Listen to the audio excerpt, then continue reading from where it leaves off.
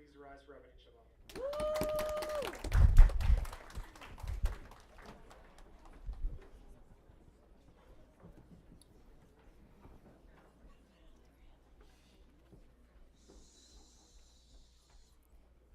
First, I want to say I am normal. I am normal, yes. And thank you, Rabbi Rubin, for inviting me to give this shiur. This is why I did not clean for Pesach for the last couple of days, so you saved me from a lot of cleaning materials. So I don't know about you, but in my house, back home, Pesach is a big thing. And it's not only because of the cleaning and the preparations, and some moms are freaking out about chametz. It's also all about family. We invite our family over, or we might go to our family's houses, our grandparents and our aunts and uncles. And in some families, it creates tension. Because sometimes you love your family and everything's perfect, but sometimes, you know, there are some glitches. Sometimes this aunt would say something about the way that you dressed tonight, or your uncle will say, so what are you going to do next year? Sometimes you're going to be in a very small house, sitting on not uncomfortable chairs. Family night can be a big thing. You combine it with the cleaning, the stress, the text that we have to go through. Seder night could be overwhelming. And what I'm going to speak about in the next half an hour is what is the secret that lies inside the Haggadah. We've been learning the Haggadah, I hope, for many years. And since kindergarten, we've been taught that it's all about coming out of Egypt, right? Yetziat Mitzrayim. We celebrate it, we tell the story, we have to see ourselves as if we left Egypt. That's what they always teach us about Seder night. Talk about Yetziat Mitzrayim.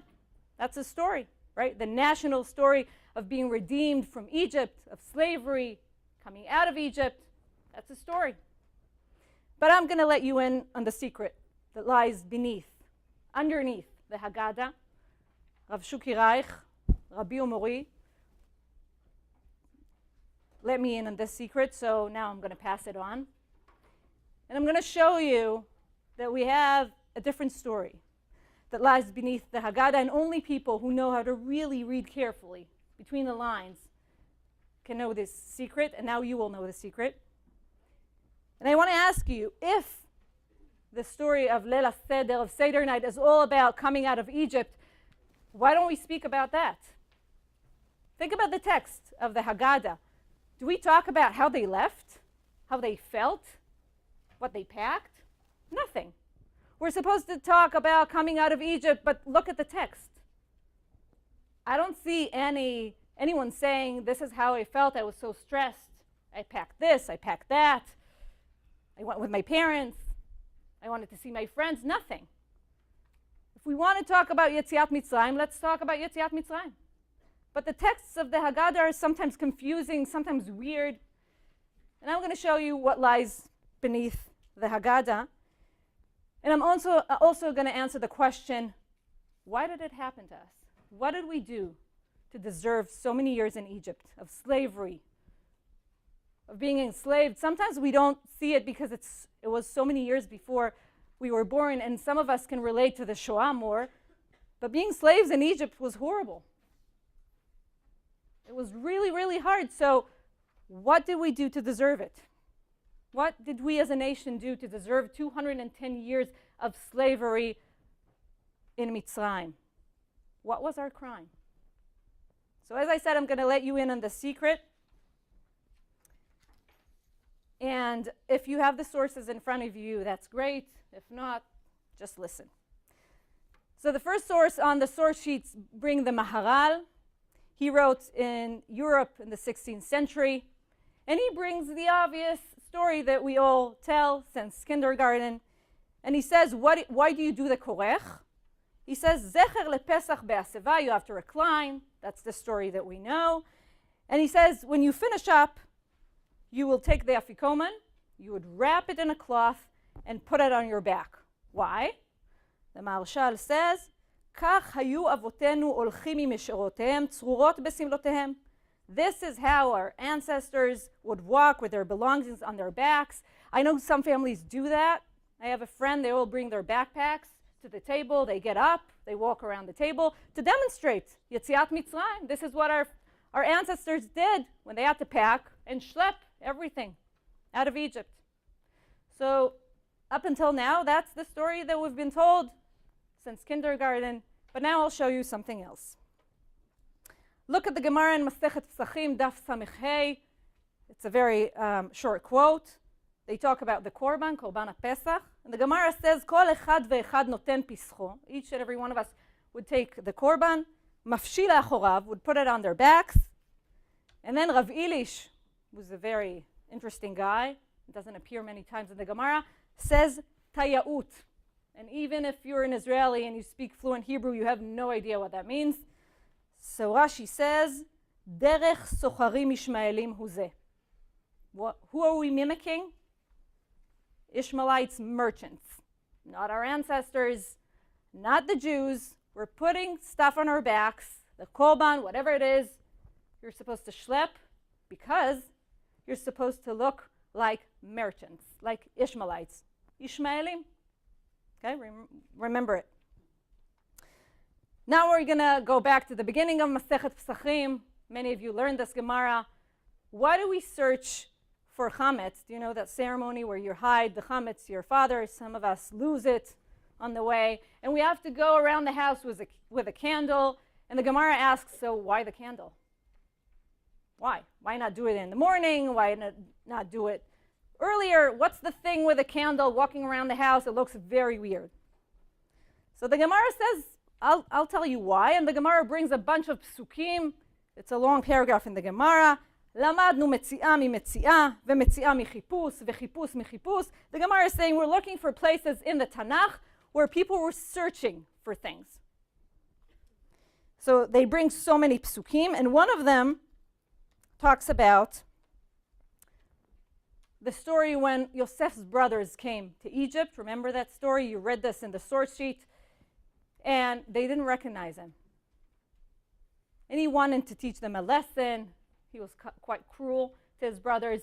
And at some point, he took the goblet, he hid it in his brother Binyamin's backpack, and he sent them away. And he said, why did you steal it from me? The whole story, they felt very bad. But the Gemara, of all the psukim in the Tanakh that we're talking about searching, this is the pasuk that you choose. The story about Binyamin and the goblet, it seems so disconnected. What does it have to do with Pesach? Really, Yosef? Because we have a different pasuk about Hashem, Mechapes, B'Yerushalayim, nicer pasuk in my opinion. But the Gemara still says, remember this pasuk? Remember when they were searching the bags to see who stole the goblet, even though nobody stole it? The Gemara says, yes, I want to remind you. They were searching the bags. It wasn't Binyamin's bag. And remember this, and this is one of the reasons why we do Bdikat Chametz with a candle, because of this specific pasuk. I'm moving on to source number 4. When I first saw this source, I couldn't believe my eyes. I thought someone made it up. Shulchan Aruch writes, why do we have the egg in the middle of the Seder night on the fancy plate? Weirdly enough, the Rema, that writes the comments on the Shulchan Aruch, says, נוהגים בקצת מקומות לאכול בסעודה ביצים. Some of us eat eggs, depending on your minhag. Why? In commemoration of mourning. What? Zecher le'avelut. Aren't we supposed to be happy? Aren't we supposed to celebrate the holiday of redemption, Chag HaCherut? We're supposed to be happy, sitting around the table. And the Rema writes, you have to remember something horrible that happened. You're eating eggs, like you do in a shiva, Zecher le'avelut. Because you have to remember commemoration of mourning. And, fun fact, Leila Seder is going to be on this coming Monday, right? Every year, the night of Leila Seder is the same night of the week as Tisha B'Av. Look it up afterwards. Open your calendars. So Tisha B'Av this year is also going to be Monday night. So there's a connection, which is so weird, between Tisha B'Av, the day of the destruction of the Mikdash, and Leil HaSeder, one of the happiest holidays that we have. That's so weird. But the Rama says, why do we eat eggs? We have to remember the morning, Avelut. And then the Rama says, נראה לי הטעם, משום שליל תשעה באב נקבע בליל פסח. The night of Tisha B'Av is said based of the night of Pesach. Keeps getting weirder and weirder by the minute. Now I'm going back to the text of the Haggadah, right? And we thought we're talking about the national story of being redeemed, and the Haggadah goes back and it speaks about Lavan. Source number 5, צא ולמד מה ביקש לבן הארמי לעשות ליעקב אבינו. We're not talking about a nation. We're not talking about Am Yisrael as a whole. We're talking about Yosef, Yaakov, Lavan, his father-in-law. And what did Lavan want to do? Paro only decreed on the males, but Lavan sought to uproot the whole people. This is a very weird text. We say it every time we bring Bikurim, in Yirtzeh Hashem, Bebet HaMikdash. And then the Haggadah says 3 very weird words. Vayered Mitzrayma, anus al pi hadibur. Again, even if you're fluent in Hebrew, you have no idea what that means. Anus al pi hadibur, something about speech, about being forced. Who is it? Who is it? Who does it refer to? We have no idea. We'll see interpretation soon. But the Haggadah says that the story doesn't start in Egypt. The story starts a lot sooner than that. It starts with Lavan, who wasn't Jewish at all, and his son-in-law, Yaakov.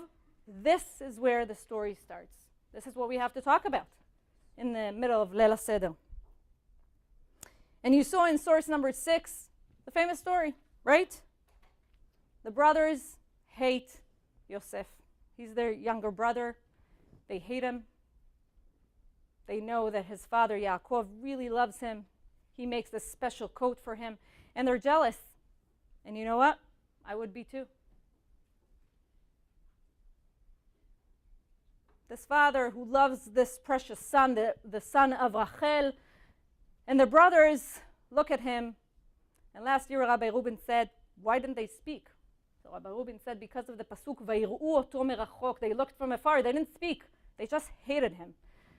And they decide, well, you know what? Let's eliminate the problem. Instead of dealing with this annoying younger brother who seems to be the center of attention for everyone, he gets special treatment, he gets special clothes, let's just eliminate him. Let's kill him. And then that's it. Our father doesn't have the favorite son anymore. Let's kill Yosef. At the end, they don't kill him. They sell him into slavery.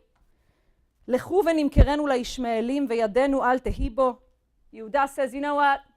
Killing him doesn't sound like the best idea, but you want to get rid of him? Let's. It's 2,000 years ago. You can just sell people. And Yehuda says, let's sell him to the Ishmaelites. We don't have to deal with him. It's fine. They'll deal with him. We'll make some cash. So they're selling their brother. They have no idea what will happen to him. And this horrible fight is ending for now with the elimination of Yosef. He's gone. They don't know. I think one of the saddest psukim in the whole Tanakh, Vayeshvu le'chol lechem. He's crying. He's in the pit somewhere, and they're having lunch. They're having a picnic. They just sold their younger brother after saying, okay, you know what, let's not kill him. But they're sitting down to have lunch. Wow, this is insane. And what did they eat? They eat lechem. They eat bread. So what I'm about to show you is that the story of Yosef is echoing through the Haggadah. That's the story that lies beneath the text. That's what the Haggadah is trying to tell us, if we read very, very closely. So that at the end of the story, Yosef gets to Egypt, and Shiboleh Aleket, his name is Rabbi Tzidkiah ben Avraham, source number 7.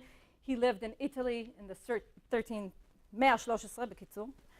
And he says, okay, you saw these weird words in Hebrew, anus al pi hadibur. Let me explain that. He says Yosef did not want to go to Egypt. It wasn't his choice. He was forced. He was sold. And he says, "Be'ones yarad velo beratzon." He didn't want to go to Egypt of all places. And then he says, "Lefi shaya yodea she'atidim banav liishtabed sham." He knew that his children would be enslaved there, and if it weren't for Yosef, he wouldn't have gone there. Shibbolei Aleket says something amazing. He says, if it weren't for Yosef, this whole exile in Egypt would have happened. Nothing of this crazy story of Paro throwing the baby boys into the Nile, everything would have happened if it weren't for Yosef. The whole story of Mitzrayim, of being enslaved, the whole nation was enslaved because of Yosef. The next source, source number 8, says something else. What is anus al pi hadibur? What is that? It's the lashon hara. He says, you say that the story started with Yosef. Why did it start? Because Yosef used to come home and say to his father, Abba, do you know what they did today? My brothers, this and that, you should know. You know what they did yesterday? Yosef spoke lashon hara on his brothers. This is what created this fight, this horrible atmosphere in their house. Bet Yisrael says it's not only about the brothers' fault, it's not only on them, it's also on him. Why would you speak so meanly about your brothers? Why would you come home to Abba and snitch? Lashon hara. And the Midrash says something very, very hard to read. Amar lahem HaKadosh Baruch Hu l'shvatim. Hashem says to the tribes of Israel, אתם מכרתם את יוסף לעבד. חייכם שבכל שנה אתם קוראים עבדים היינו לפרעה במצרים. You sold Yosef as a slave. Every year you will read the story, we were slaves to Paro in Egypt. Why were we slaves in Egypt? Because we, the first family, sold our brother. We decided to get rid of him, to make a slave out of him. Your younger brother, you sold your brother to slavery. This is why you're sitting around the Seder table and saying, Avadim hayinu leparo b'Mitzrayim. You can't read the story as if it started in Egypt. It didn't. It started in the house of Yaakov. In this family who didn't know how to communicate, who hated one another. A family with the worst relationship, well, maybe, because look at Sefer Bereshit, bad relationships all over. But the first Jewish family with such bad vibes in the house, such hatred, envying one another, talking lashon hara on one another, not being able to communicate, selling, plotting to kill a brother. Can you imagine coming home and saying to your parents, well, this is my sister's dress covered with blood, without even blinking, after having a picnic? This lie, this horrible act of selling a brother, the Midrash said, this is why you were slaves in Egypt. Not because Paro was the bad guy, not because circumstances happened, it's because of you. You sold your brother to become a slave. This is why you were slaves as a nation, as a whole. Rabbeinu Manoach, who lived in Provence, says, why do we eat karpas? I don't know, when I was 6, I was told that karpas has the letters Pei, Reish, Kaf, because we worked avodat parech, we were enslaved. This is what I learned. This is why we eat karpas. Rabbeinu Manoach says, nah, karpas has the word pas in it, straight. And he says, why do we eat karpas? זכר לקטון את הפסים שעשה יעקב אבינו ביוסף. We're eating karpas because of the coat with the stripes that Yaakov made to his favorite son. This is why we're eating karpas, not because of avodat parech. Don't mix the letters. It's right in front of you. Karpas has the word pas in it. And Rabbeinu Manoach says, this is the reason. בסיבתן התגלגל הדבר וירדו אבותינו במצרים. Where did it start? With Yaakov favoring his younger son, making him a special coat with stripes, pasim. This is why we eat karpas. So one of the sources says it's because of the brothers. One of them says it's because the lashon hara that Yosef spoke about his brothers. And one says that it's all Yaakov's fault because he favored his younger son. But whoever it is in this, sorry to say, dysfunctioning family, it did not start in Egypt. It did not start one day when a new Paro rose into power. It started in the home of Yaakov. The Ben Ish Chai, Rav Yosef Chaim Baghdad, lived 150 years ago, says something very similar. Apparently in Baghdad they used to dip the karpas in vinegar. And he says the first dipping, which is the karpas in vinegar, is a reminder of the reason for the suffering of slavery that occurred due to the sale of Yosef. And he says because they dipped his coat in blood and said, our brother is dead, this is why we're dipping the karpas. I don't know about you, but in my family we sing when we dip, we play the pinky game. When I read this source, I'm like, okay. Not the happiest part of the Haggadah. Ben Ish Chai is saying this is why you dip in the middle of Seder night in vinegar, whatever it is your family minhag is to dip with. He says because the brothers dipped the coat. They took Yosef, the beloved son's coat, the symbol of favoritism, and they dipped it in blood and said to the father, Abba, aben shel chamet. It's not us. Chaya ra'a chalatu. A wild animal bit him. He's dead. This is the proof, the coat. You made the coat, you should know. So this is why so many years later we sit around the Seder table and we dip the karpas. Gives me the chills. We dip it to remember the brothers dipping the coat and saying, our brother is dead. שהטבילו כתונת פסים שלו בדם ומחרו וגרמו צער ליעקב. They made their father so sad. They said, your son is dead. Here, this is the proof.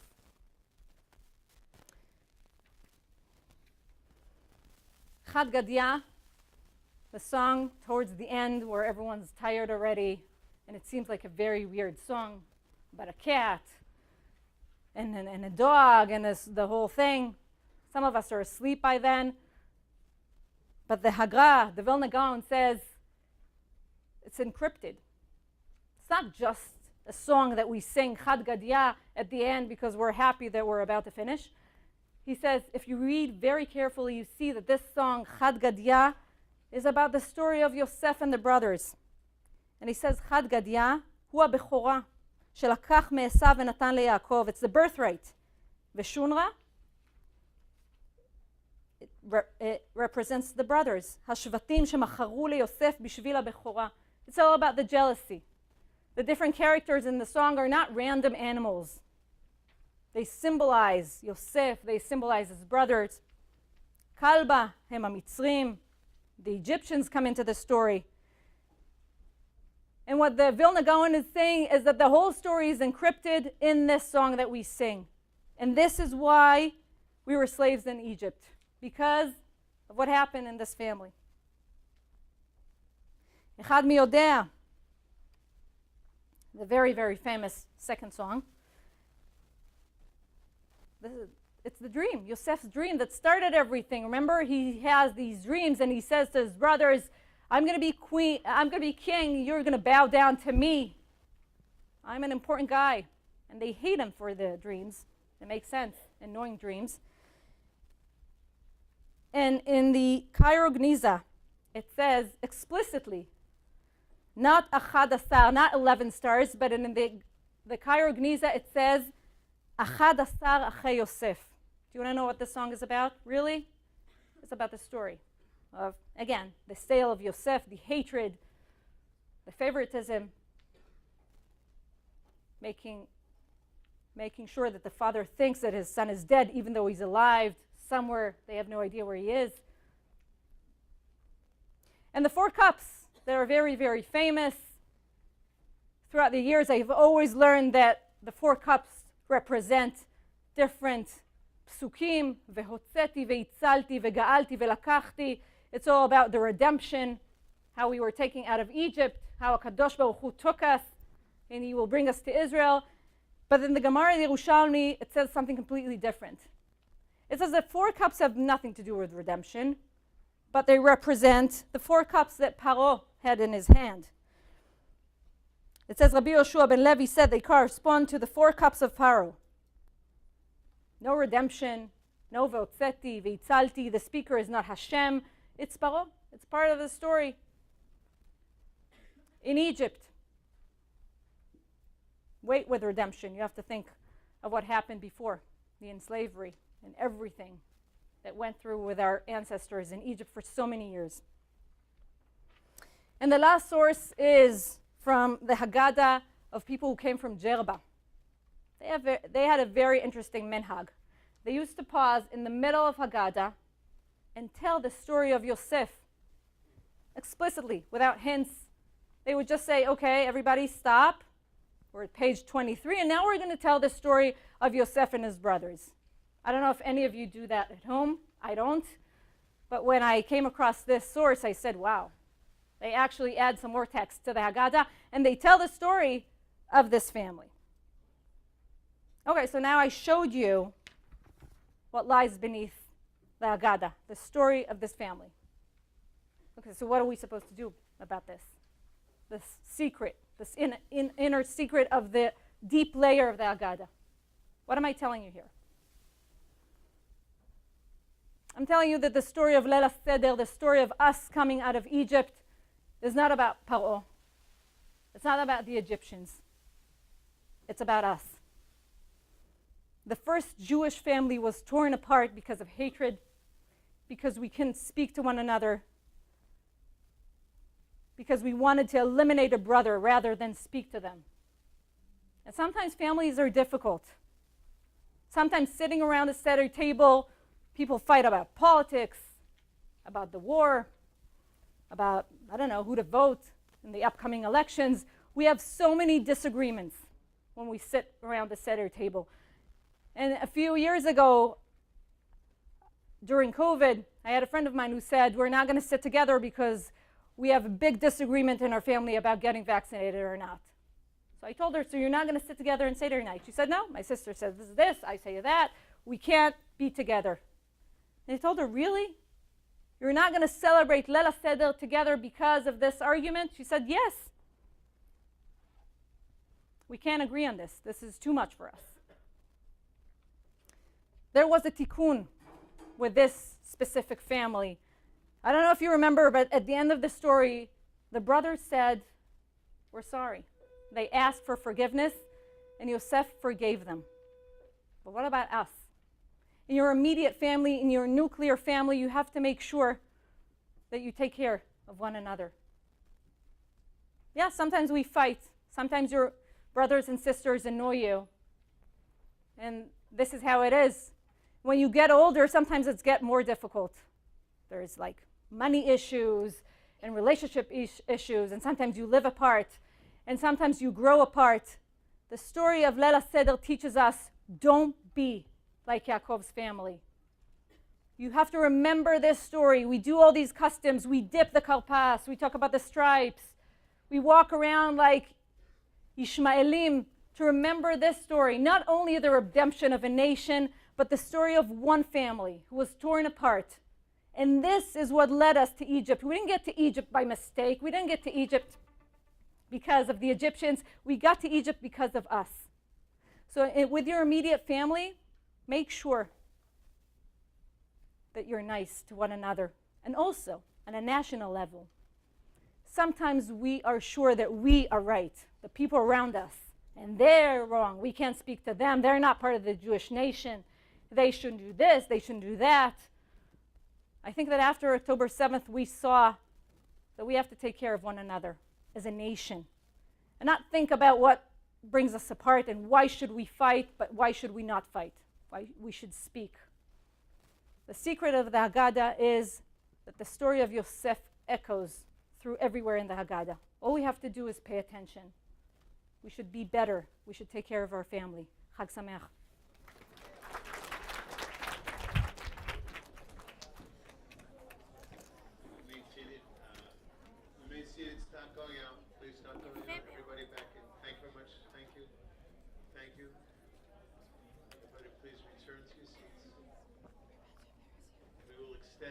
Oh, no.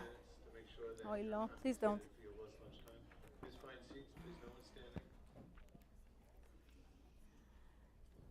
Please find your seat. I'm not leaving yet.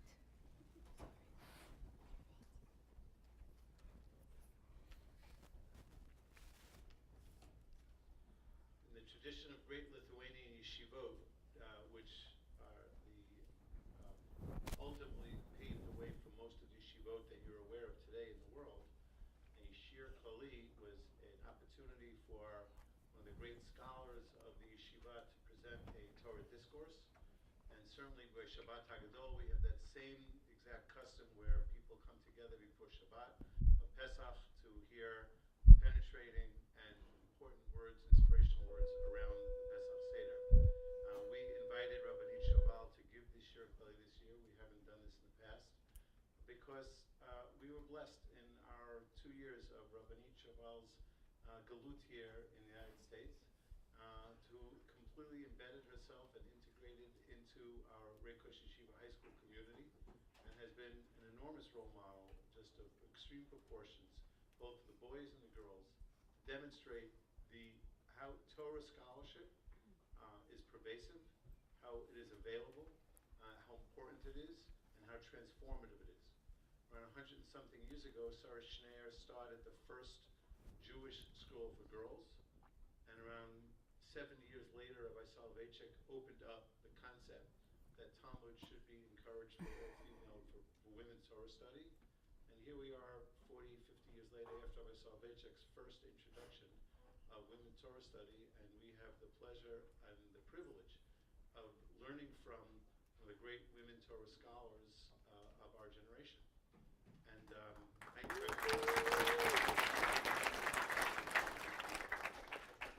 And for us, it's important because, as I say to my students all the time, halacha doesn't change, Torah doesn't change, but the lessons that we can glean from the Torah are relevant and resonate every single generation to the generation's needs. And as your generation evolves and grows and matures and develops, you're the generation that's going to be the future of Am Yisrael. And you today are going to remember so much of what you experienced here in RKYHS High School and the Joseph Koshiba Academy, and you will become the next messenger of Torah scholarship, of Torah values, of Torah commitment, and I may add also self-sacrifice for the Jewish people.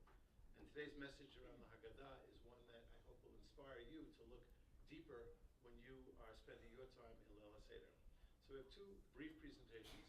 The first one, I'm going to invite up Ms. Gerson to speak to you and, of course, Rabbanit Shoval. Rabbanit Shoval's first language is not English. That was a 35-minute conversation in English that she self-taught because she lived in Efrat. I don't know if you know that's the story of English. So apparently language is very contagious if you're Rabbanit Shoval. Here you go. Okay, so first of all, thank you so much, Rabbanit Shoval, for giving us the beautiful words of Torah for us to take into our own Pesach Seders. Something that I admired very much from Rabbanit Shoval over the past few years is that although we know that Rabbanit Shoval is a scholar, she talks to everybody and is able to teach everybody to where they are. And if you have been in a classroom with Rabbanit Shoval, or if you were just sitting in this room right now, I don't think that anybody felt that the Torah that we learned together was too hard for any one of us to grasp. And I think that that is the marking of a remarkable educator, that you can teach at a very high level, and you can teach at a different level, and everybody will be able to connect to that which you're teaching, and we're able to learn from that. So that's something that I admired significantly from Rabbanit Shoval, so thank you for teaching that to me. But what we have done here for you is I have a binder of letters written by your students of different tracks and of different grades, all of whom were impacted from your words of Torah, whether in your classroom or not in your classroom. There is some space at the end because not everybody has given me the letters, and if you want to give them over now to Rabbanit Shoval, she can put them inside, and there's more space if anybody else would like to write. But I feel like the best way that we can say have our hakarat hatov and to say thank you is for you to hear it from your students. Wow. So this is for you. תודה רבה. We can't thank you enough for the Torah. תודה רבה. Wow. Look at Gary now. We're going to awkwardly smile now for a picture. Thank you. And don't Wow. go away. Oh. We are very pleased to present with you a special mezuzah. Wow. The root word of mezuzah is zaz, which means to go. And the Shoval family, thankfully, have a lot of going on. Achinoam, Abiyah, Ayelet, Elisha, Hallel, Shaked, and Tamar will all remember us as they come and go through their home and bring that special, unique blend of Torah scholarship, kindness and goodness, the love of Am Yisrael, the love of Eretz Yisrael, and you will think of us every day when you leave your house, assuming you take this mezuzah and you put it on your door. Of course I will. Okay. Thank you.